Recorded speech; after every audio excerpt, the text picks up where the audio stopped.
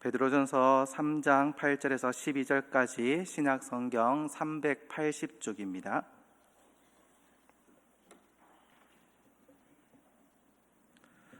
베드로전서 3장 8절에서 12절까지 한 절씩 교독하며 읽도록 하겠습니다.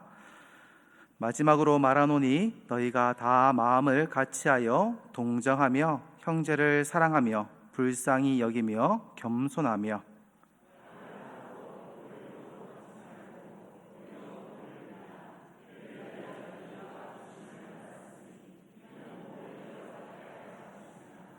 그러므로 생명을 사랑하고 좋은 날 보기를 원하는 자는 혀를 금하여 악한 말을 그치며 그 입술로 거짓을 말하지 말고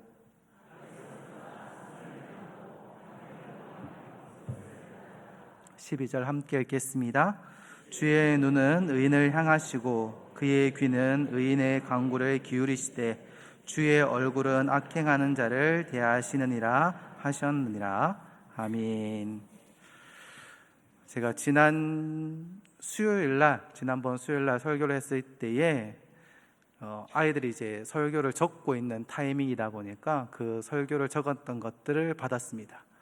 받고 나서 깜짝 놀랐습니다. 아니, 우리 아이들이 이렇게 똑똑하구나. 제가 얘기하려고 했던 핵심들을 딱딱딱딱 적어놨는 걸 보고 와, 우리 아이들이 참 주일학교 학생들인데 이렇게까지 깔끔하게 정리를 잘할 수 있나라고 새삼 놀랐습니다. 그래서 용기를 가지고 오늘 설교 시작을 조금 어렵게 얘기하려고 합니다. 왜냐면 우리 주일학교 애들도 이렇게 귀신같이 정말 찰떡같이 알아듣는데 우리 성도님들은 그래도 성인이니까 더 잘 알아들으실 거라고 믿고 조금 어려운 말 하더라도 이해를 해 주십시오. 그렇다고 너무 많이 어렵지 않으니까 걱정하지 마시고 오늘 말씀 보면은 오늘 들으시면서 딱 3가지만 기억하시면서 들으시면 좋을 것 같습니다. 오늘 선한 행실이라는 말씀으로 말씀을 나누는데 첫 번째로는 8절에 교회 공동체 안에서의 선한 행실이 무엇인가 라는 것들을 먼저 생각해 보시고요. 그리고 9절에 얘기할 때에 세상 속에서 선한 행실이 무엇인가 라는 것을 생각해 보시고 세 번째로는 이제 10절에서 12절을 얘기할 때에 선한 행실을 위한 삶의 윤리가 무엇인지를 생각하시면서 오늘 말씀을 들으시면은 이 말씀들이 조금 더 쉽게 정리가 될 수 있을 것 같습니다. 오늘 이제 8절을 보면은 이렇게 말하면서 시작합니다. 마지막으로 말하노니 라고 말합니다. 무엇입니까? 이제 계속 선한 행실을 이야기해 왔잖아요. 앞에 1장, 2장에서 계속 선한 행실을 얘기하면서 백성의 선한 행실들, 총독에게 순종하는 것들 여러 가지들, 그 다음 선한 행실을 통해서 너희를 욕하는 자를 하나님께 도로 영광 돌리게 하라. 그 백성들의 선한 행실, 그 다음에 종에 대해서 종들 됐던 사람들이 어떻게 부당한 주인이 있더라도 악한 주인이 있더라도 그 말씀에 순종해라 라고 했던 그 종들의 선한 행실, 그리고 지난 수요일 날 얘기했던 이 아내와 배우자 간의, 아내와 남편 간의 그 선한 행실들에 대해서 이야기를 했습니다. 그런데 오늘은 마지막으로 이야기해노니 라고 말하면서 뭐라고 하면 너희가 다 무엇입니까?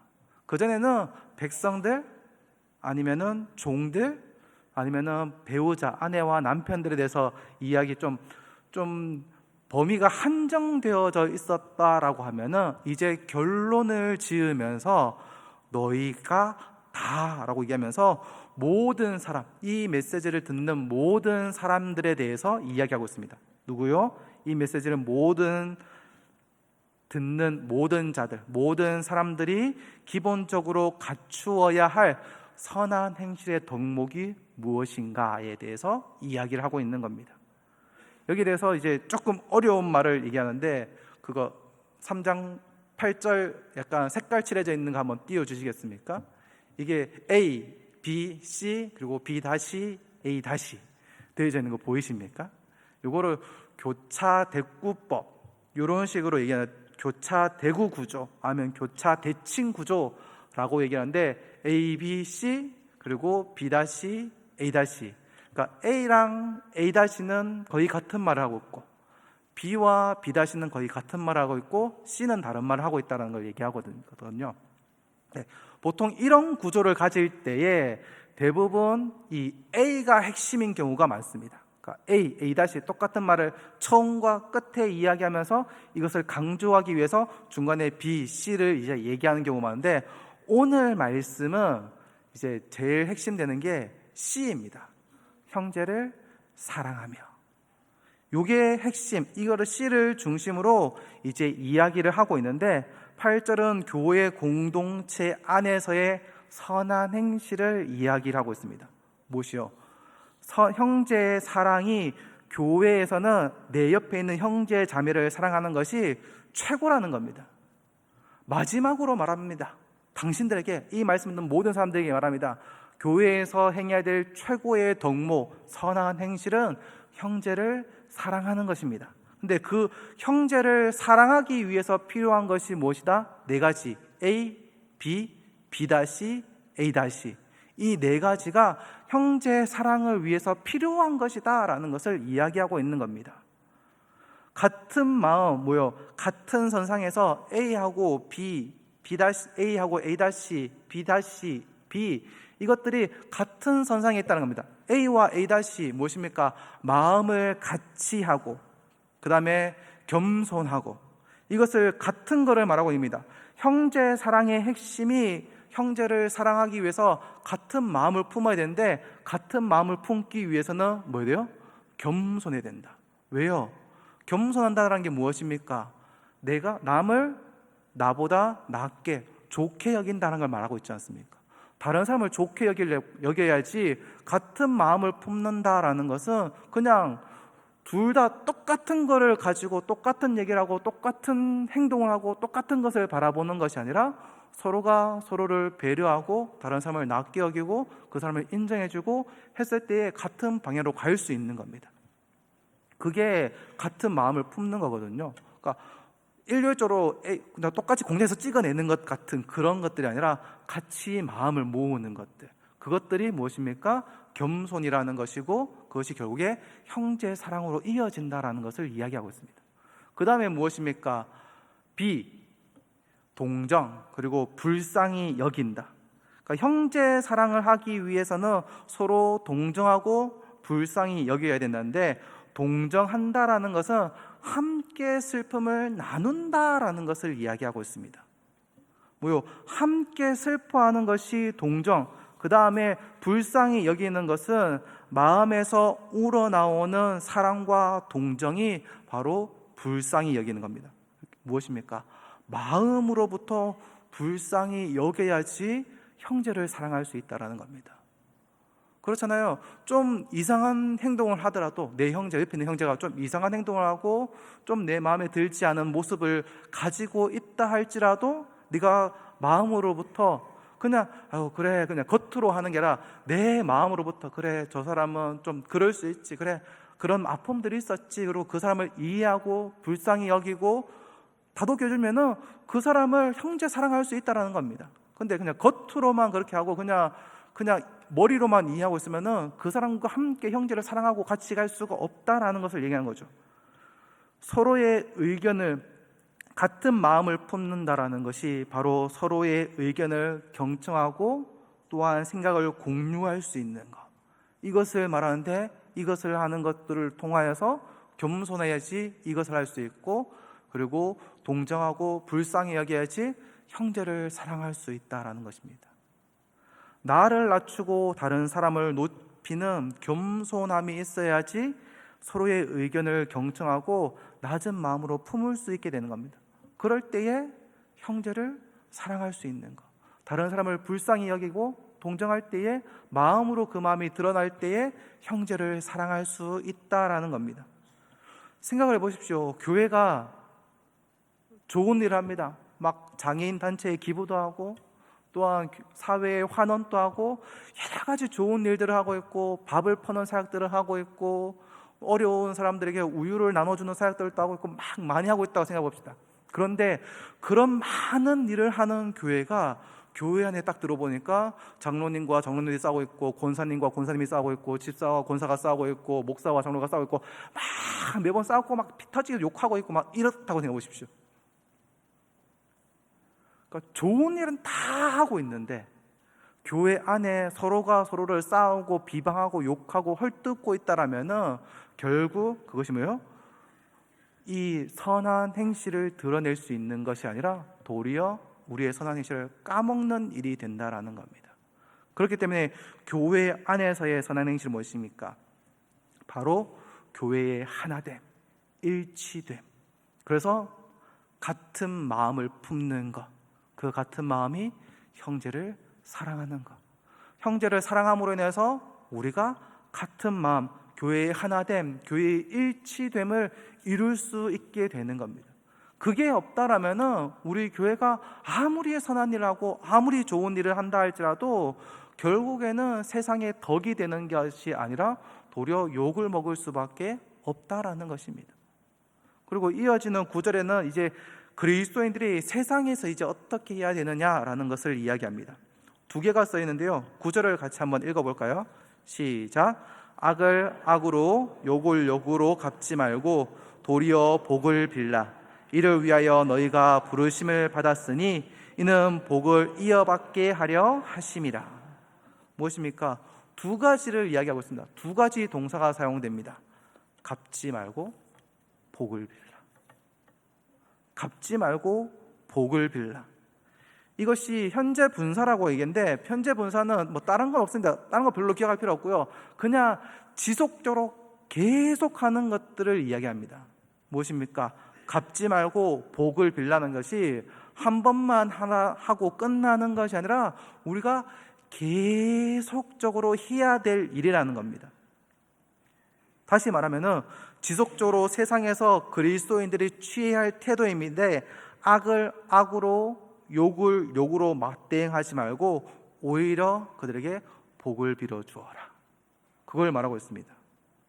한 번 실행하고 마는 것이 아니라 계속적으로 그들이 욕을 하더라도 그냥 욕을 먹고, 그들이 악을 행하더라도 악을 행한 대로 받고, 도리어 그 눈에는 눈, 이에는 이로 맞서는 것이 아니라 그들을 사랑하고 그들을 축복해 주라는 겁니다. 물론 이게 쉽지는 않습니다. 쉬운 일이 아닙니다. 왜요? 다른 사람을 나에 대해서 욕하고 있고, 나에 대해서 험담하고 있고, 나에 대해서 안 좋게 얘기하고 있고 그러고 있는데 그 사람에 대해서 내가 축복해 준다고요? 그냥 내가 욕을 안 하는 것만 해도 되게 착한 사람이죠. 내가 욕을 하지 않고 아무 반응하지 않고 그냥 묵묵히 참는 것만 해도 어떻게 해요? 되게 성인군자라고 할 수 있을 겁니다. 그런데 도리어 거기서 한 걸음 더 나가서 그 사람을 향하여서 축복해 주라라고 오늘 말씀은 이야기하고 있습니다. 이게 그리스도의 삶의 방식이라는 겁니다. 이게 쉽지가 않습니다. 거기다가요, 이 일들이 쉽지 않은데 이 사사로이 복을 빌어주는 것과 공적인 재판은 또 다르다라는 사실입니다. 우리가 그런 일들이 많잖아요. 교회에 다니는 사람이 뭐 쉽게 하면 교통사고가 났다. 교통사고가 나서 저쪽이 잘못했는데 내가 교회 다니는 걸 알게 됐어요. 교회 다니는 사람 좀 용서해 주지, 사랑으로 용서해 줘야지. 그걸 또 끝까지 따져서 그거 다 받아냅니까? 이 말하면은 사고를 하잖아요. 아니, 사고는 당신이 내놓고 내보고 무조건 용서하라 그러니까 이거는 뭐지? 그 성경에 있는 말이잖아요. 원수도 사랑하라, 오른밤 때문에 왼밤도 대라, 그렇게 얘기하니까 이거를 이제 욕할 수도 없고 안 할 수도 없고 따질 수도 없고 안 따질 수도 없고 이런 상황이 벌어지잖아요. 근데 우리가 생각해야 될 게 이겁니다. 오늘 말씀 맞대응하지 말고 도리어 복을 빌라라고 얘기를 했는데요. 좀 이런 상황과 조금 다른 상황이겠지만은 사사로이 복을 빌어주는 것, 그러니까 나에게 욕하고 나에게 잘못하는 사람들을 복을 빌어주는 것과 별개로 공적으로 재판을 하고 해야 되는 것은 진행해야 된다라는 사실입니다. 왜요?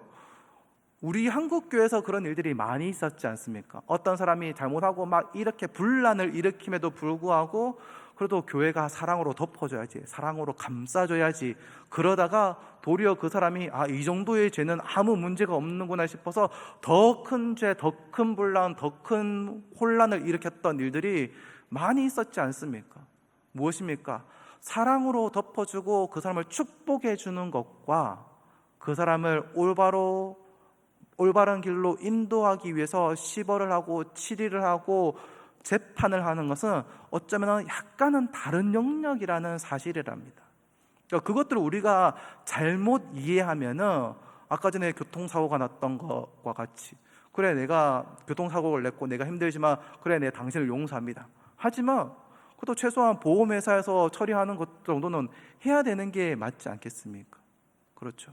더 많은 것을 내가 이 보험을 통해서 내가 들어 누워서 전치 진단 안 끊어도 되는 거 일부러 끊어서 일부러 돈을 더 받기 위해서 애쓰는 거는 솔직히 잘못된 일이겠지만은 최소한 해야 되는 거는 해야 된다라는 겁니다. 그러니까 이게 사사로이 축복을 빌어주는 것과 그리고 공적인 재판을 하는 것은 구별되어져야 된다는 겁니다. 그런데 문제는 그거죠.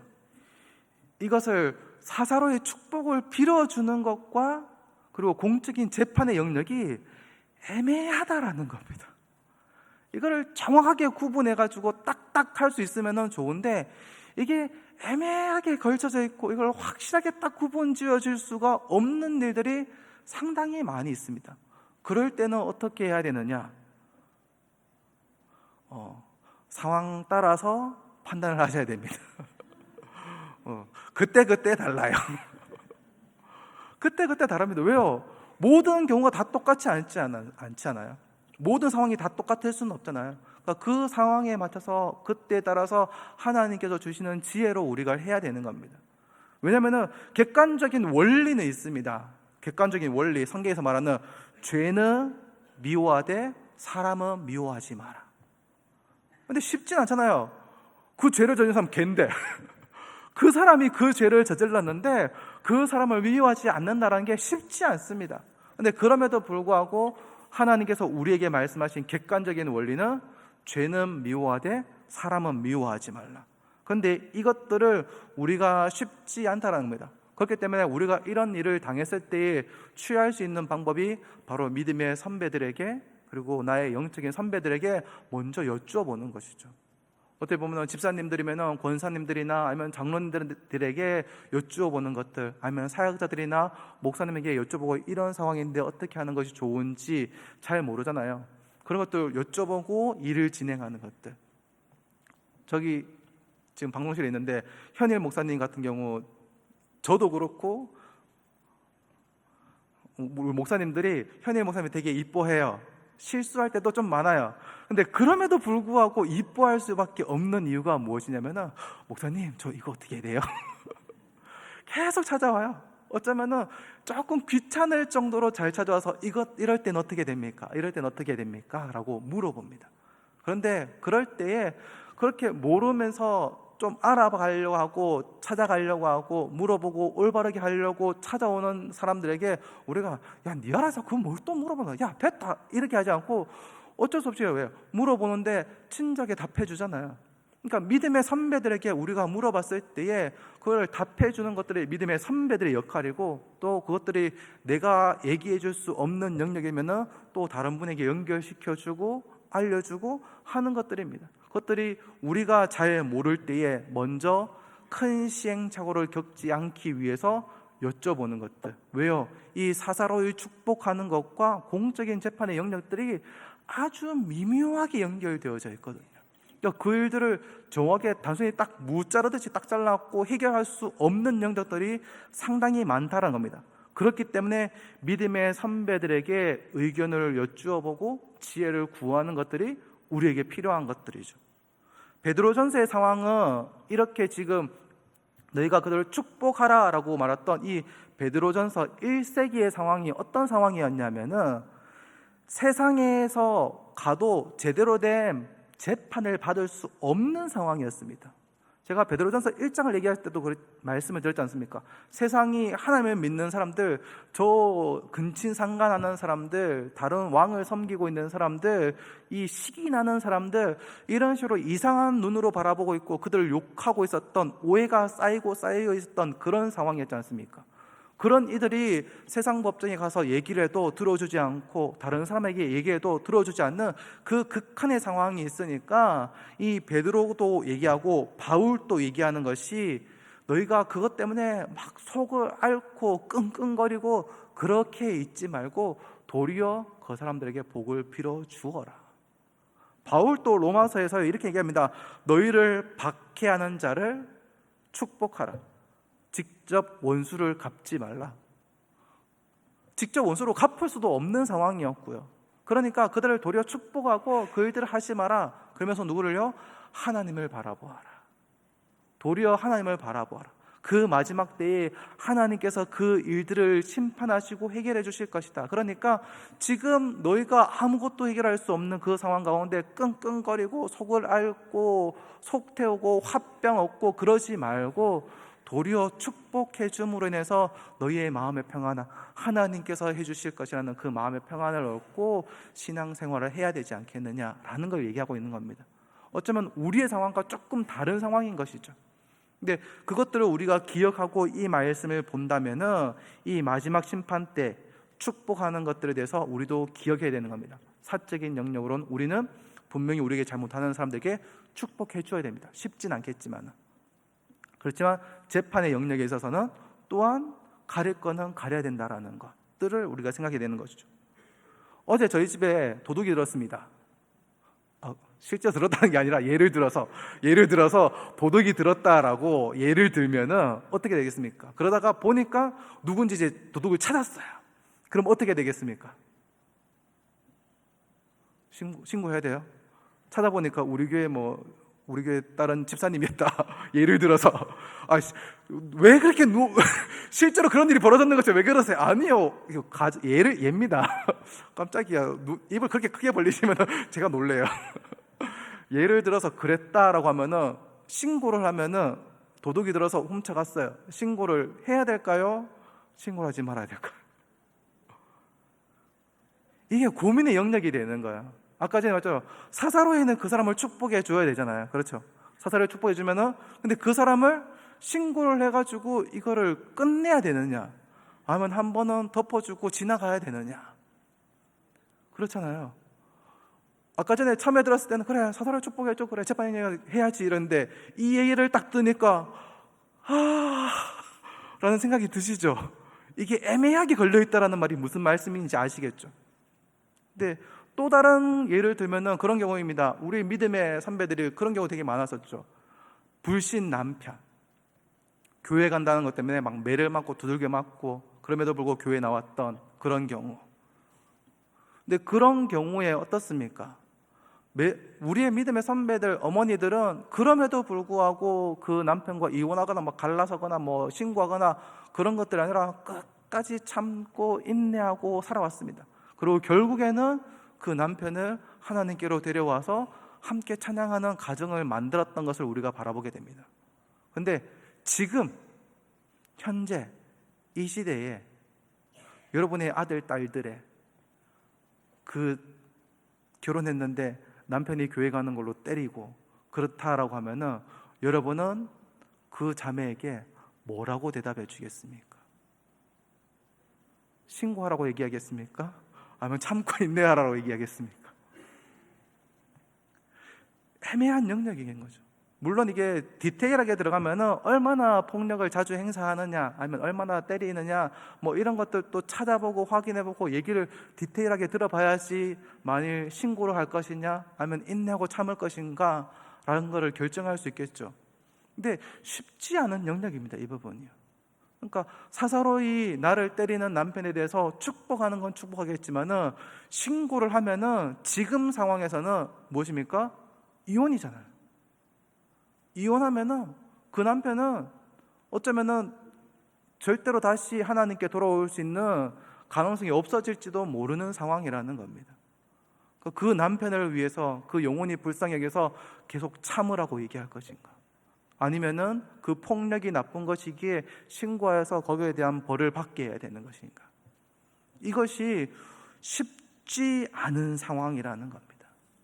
이 세상을 향하여서 우리가 해야 하는 일들이. 그래서 우리가 어디까지 해야 되느냐, 어디까지 판단하느냐, 각 상황으로 디테일하게 들어가기 전까지는 우리가 이것을 쉽게 판단하기는 쉽지 않은 영역이라는 겁니다.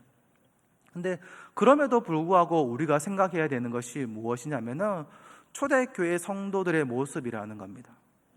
초대교회 교인들이 사자의 밥이 되고 매를 맞으면서 자기를 때리는 사람들에게 축복을 계속했습니다. 계속적인 축복을 했습니다. 도리어 죽으면서까지 예수 그리스도께서 돌아가실 때 그러시잖아요. 주여 이들의 죄를 자들이 알지 못합니다. 이들의 죄를 용서하여 주옵소서 라고 하셨던, 어쩌면은 우리에게 도리어 나의 매를 때리고 나에게 핍박하는 자에게 용서하고 축복해 주라 라고 얘기하셨던 그 원형이 바로 예수 그리스도로부터 우리에게 이어져 오는 일들이었다는 겁니다. 그리고 초대교회 성도들이 그 가르침을 따라서 도리어 자신을 죽이려고 하는 그들을 위해서 축복하였을 때에 그 영향력이 어마어마하게 커지고, 또한 도리어 전염병을 무릅쓰고도 죽음을 무릅쓰면서 그 고난을 당하고, 또한 아픈 사람들이 흑사병이 돌아왔을 때에 도리어 그 사람들을 치료해주고 도와주고, 근데 도리어 그 일들로 인해서 저 사람들 안 죽고 우리만 죽네? 저들이 병을 퍼뜨렸다라고 해서 그들을 죽이는 일들이 일어났던 그런 일들 가운데서도 이 일들을 꾸준히 했을 때에 악을 악으로 갚지 않았을 때에 교회에 대한 선악 영향력이 커질 수 있었다라는 사실들 또한 우리가 기억합니다. 그러니까 무조건적인 용서, 무조건적인 것들을 얘기하는 것은 아니지만은 우리가 또한 이 인내하고 참는 것에 대한 것들도 고민해봐야 될 영역이라는 겁니다. 그래서 그냥 단순히 죄, 벌 이런 의미가 아니라 좀 고민해야 되는 영역이라는 것이죠. 2015년도에 있었던, 미국에서 있었던 일입니다. 미국 찰스턴에서 흑인 교회에 한 사람이 들어와서 총기 난사 사건을 일으켜서 많은 사람들이 죽었습니다. 그리고 그 사람은 흑인들을 없애버려야겠다. 왜요? 백인들을 성추행하고 이런 일들이 흑인들이 하니까 그들 다 없애버려야지 우리가 안전하다. 이런 생각을 가지고, 사상을 가지고 흑인 교회에 들어가서 흑인들을 죽여버렸던 겁니다. 근데 그 일들로 통해서 여러 가지 이슈가 되었었는데, 그 중에 이제 유족 대표 중에 한 사람이 죽었던 아이의 삼촌이었는데 목사님이셨습니다. 근데 그 목사님이 인터뷰했던 내용이 되게 화제가 되었습니다. 뭐냐면은, 넌 날 아프게 했어. 넌 많은 사람들을 아프게 했지. 하지만 하나님은 너를 용서해. 그러니까 나도 너를 용서한다.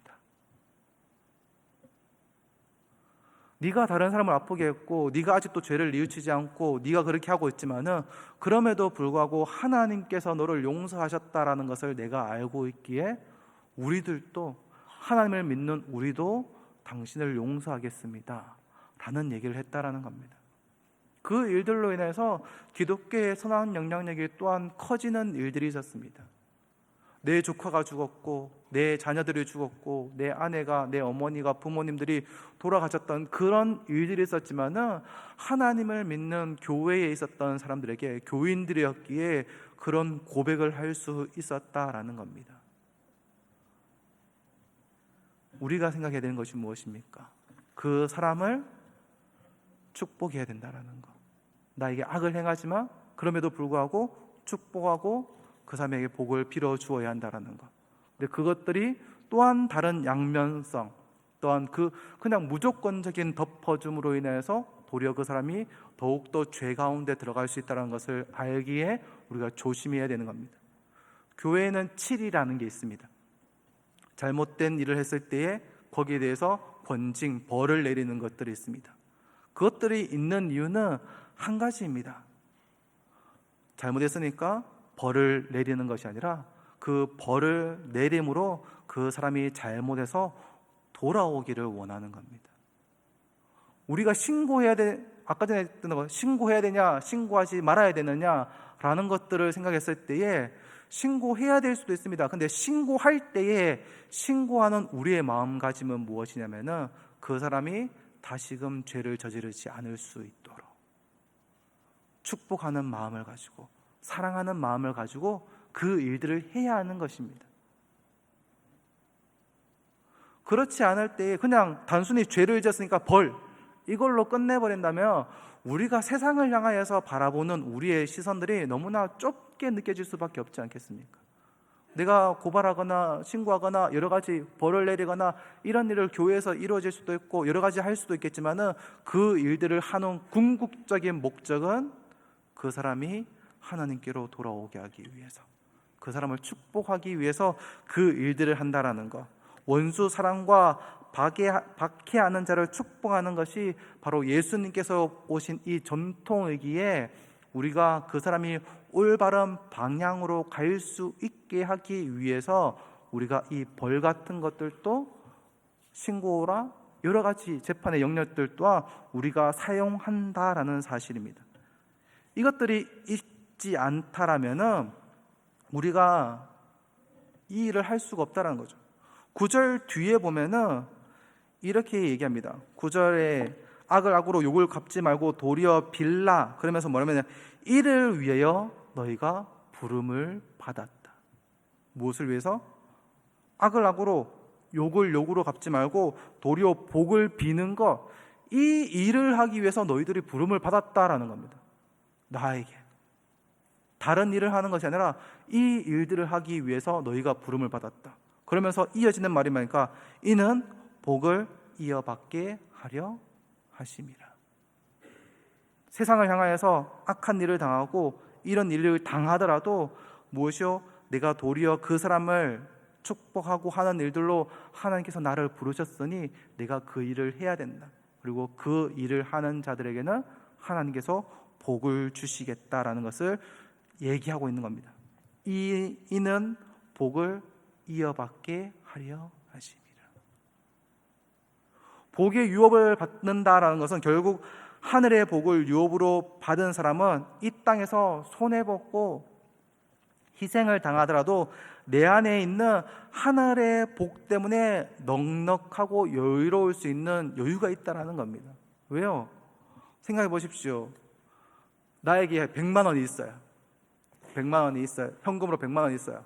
근데 주일학교에가 술을 오더니만 내가 놔뒀던 100만 원 중에서 10원을 들고 도망갔어요.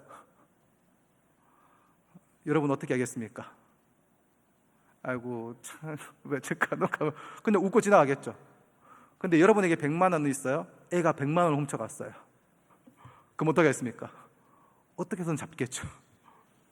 무엇입니까? 내가 가지고 있는 게 넉넉하면은 조금 가져가도 뭐 그냥 그러려니 하고 지나갈 수 있습니다. 별로 큰 게 아니니까요. 근데 내가 가지고 있는 걸 다 두고 가버리면은 넉넉한 여유가 없으면은 그 일들을 할 수가 없는 겁니다.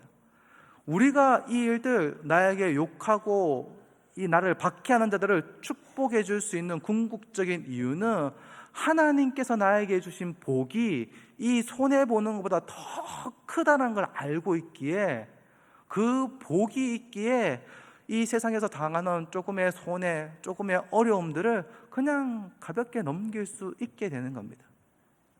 그런 우리의 넉넉한 마음이 있어야 되는 겁니다.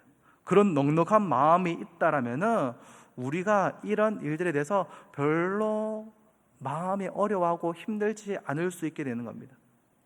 그러면서 이제 10절에 보면은 그러므로 생명을 사랑하고 좋은 날 보기를 이야기하면서 쭉 10절, 11절, 12절이 이어지는데 이것이 시편 34편을 인용한 말씀입니다. 이게 무엇이냐? 생명을 사랑하고 좋은 날을 보기를 원하는 자, 이것들에 대해서 1차적으로는 세상의 법을 가르친다라고 얘기를 하기도 합니다. 그런데 또 다른 베드로는 이것을 종말론적인 복을 가르치면서 이 교훈을 주고 있는데 무엇입니까? 하늘의 복, 하늘의 유업을 소망하는 자는 세 가지의 원리가 나타납니다. 먼저 첫 번째는 언어윤리, 두 번째는 행함의 윤리, 세 번째는 화평의 윤리입니다. 그러니까 언어의 윤리, 입을 조심하라. 10절에 나와 있는 혀를 금하여 악한 말을 그치며 그 입술로 거짓말하지 말고, 어떤 자가 경건한 자냐면은 혀에 재갈을 물리는 자, 말을 조심하는 자가 경건한 자이다. 그러니까 우리의 삶 가운데 말을 조심하라는 겁니다. 그리고 두 번째로 악을 떠나서 선을 행하는 자, 화평을 구하면서 그것을 따르는 자, 하나님의 그 평안을 위해서 살아가는 자들. 그리고 세 번째로는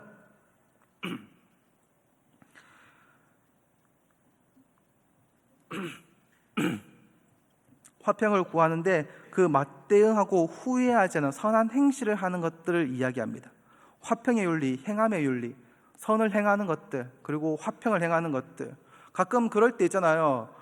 어떤 일 막 누구 싸우고 막 이러고 왔는데 집에 자려고 떡 누웠는데 그때 그 말 했어야 됐는데, 그때 그 말하고 이게 딱 맞받아쳤으면은 딱 내가 이겼는데, 그럴 때 있잖아요. 근데 생각해 보면은 우리가 그때 맞대응하지 않은 것이 우리에게 복이라는 겁니다. 도리어 그 사람의 복을 빌어주는 것, 그것들이 우리가 화평하는 자의 자세라는 겁니다. 선한 행실을 행함으로 인해서 도리어 맞대응하고 싸워서 승리하면 이겼다 싶을 수 있지만은 결국 그 일들로 인해서 하나님의 이름은 깎여버릴 수도 있었다라는 겁니다. 그런데 도리어 내가 지고 그냥 지나갔을 때에 좀 내가 억울한 마음이 드는 그 상황이 있었을 때에 도리어 그를 축복하여 줬을 때에 도리어 우리에게 복이 있다라는 겁니다. 그것들이 우리가 이 세상을 살아가면서 삶의 윤리라는 겁니다. 그것이 선한 행실이라는 겁니다. 결론은 12절에 얘기합니다. 주의 눈은 의인을 향하시고 그의 귀는 의인의 간구에 귀 기울이시되 주의 얼굴은 악행하는 자를 대하시느니라 하였느니라. 무엇입니까? 하나님이 보고 계신다. 하나님이 듣고 계신다. 하나님이 판단하신다. 하나님이 결정하실 것이다. 하나님을 생각함으로 이 일들을 이길 수가 있다. 마지막 날에 그 하나님이 얼굴이 악행하는 자들을 대면하시고 심판하실 것이다. 그러니까 선한 행실을 하는데 베드로가 계속 두려움으로 하나님을 경외함으로 하라라고 계속 얘기합니다. 지난번 부부의 관계 가운데 사람과 사람 사이에 하나님을 계속 끼워 넣는다고 말씀드렸지 않습니까? 동일하게 하나님과 우리 사이에 선한 행실을 계속 끼워 넣고 있습니다. 왜요? 선한 행실을 해야 될 이유가 무엇 때문에? 하나님 때문이다. 우리 모든 사람이 선한 행실을 하고 악을 악으로 갚지 말고 욕을 욕으로 갚지 말아야 될 이유가 바로 하나님 때문이다. 왜? 하나님께서 이 일을 위해서 너희를 부르셨으니까.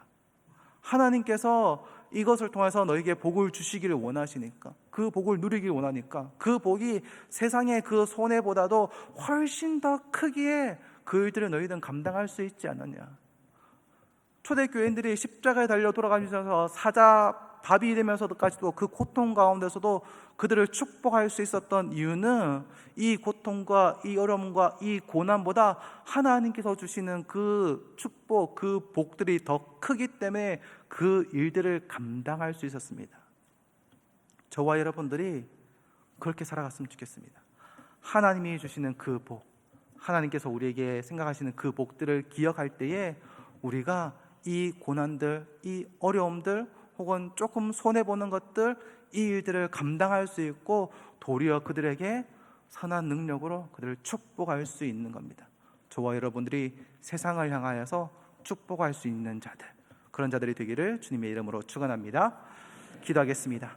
하나님 아버지 감사합니다. 우리의 삶을 인도하여 주시고 붙들어 주셔서 감사합니다. 매일매일의 삶 가운데서 하나님을 기억하는 자들이 되게 하여 주셔서 하나님을 바라봄으로, 하나님을 생각함으로, 하나님께서 나에게 주신 그 복을 기억함으로 도리어 이 연약한 자들, 세상을 향하여서 나에게 대해서 악을 악으로 갚으려고 하고 악을 행하고 또한 나를 욕하는 자들을 도리어 축복하고 또한 그들을 선대하는 선한 행실을 하는 우리들이 될 수 있게 주님께서 붙들어 주옵소서. 예수님 이름으로 기도합니다. 아멘.